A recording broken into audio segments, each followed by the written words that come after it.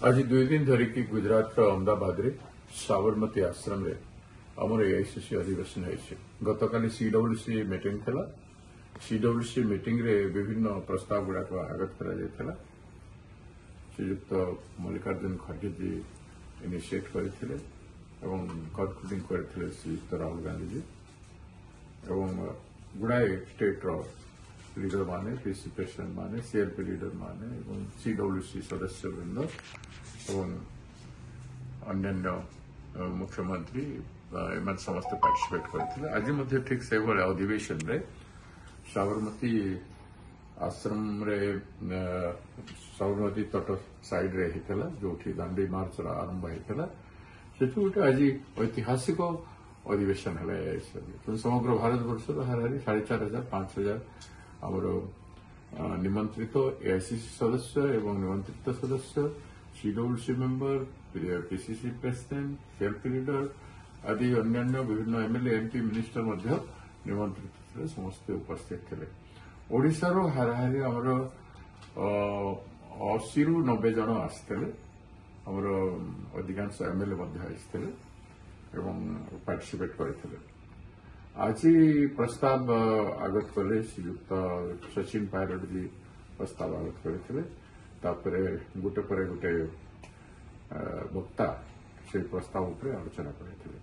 प्रस्ताव मुख्य आलोचनार विषय थिला आमर वर्तमान परिस्थिति रे भारतीय जातीय कांग्रेस नीति सिद्धांत सदाबेले स्वाधीनता संग्राम रु डिराइव होईछि एवं भारत वर्ष विविधता भितर समस्त को लेकिन जो संग्राम होता स्वाधीनता संग्राम एवं समस्त को लेकिन देश निर्माण होता सही राष्ट्र ये राष्ट्रीयता एवं राष्ट्रवाद को लेकर एवं डेमोक्रेसी को लेकर जो संविधान तैयारी होता बाबा साहब आंबेडकर जो संविधान तैयारी करते एवं सही स्पिरिट रे आमको आसंता दिन में काम करवा उद्देश्य नहीं रखाई आमर आलोचना है से भितर डेमोक्रेसी को बंचाइबा पाई इलेक्शन कमिशन उपरे मध्य आलोचना हेची एवं आमर इंस्टीट्यूशन गुड़ाकर स्वतंत्रता उपरे मध्य आलोचना हेची आमर कृषि नीति केमती हबार कथा, कृषक मान समस्या कौन अच्छी,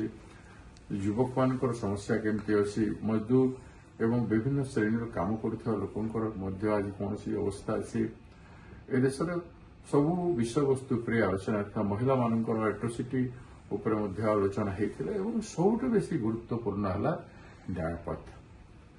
न्यायपथे संकल्प, समर्पण एवं संघर्ष ए तीनटा उपरे बहुत आलोकपात होता। विशेषकर मुख्य वक्ता माने तारी उपरे आलोचना करते एवं तारी उपरे श्रीयुक्त राहुल गांधी जी आमर पूर्वतन सभापति एवं आमर वरिष्ठ नेता बहुत गुरुत्व देकर आलोचना करते। से भोटिंग रे सर्वसम्मति क्रम पास था। संकल्प, समर्पण एवं संघर्ष सबुठ बड़ गुरुत्व है सामाजिक न्याय।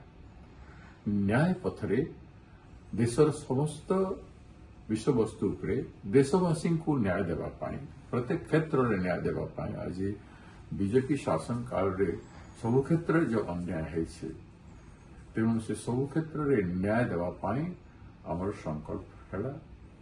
समर्पण भावना रे संग्राम संघर्ष आसंता दिन में आरंभ होगापाई प्रेरणा नि जो ऐतिहासिक स्थली है साबरमती आश्रम से आलोचना है एवं बहुत उत्साह सहित लीडर माने समग्र देश आसते समस्ते प्रेरणा नहीं आज बाहरी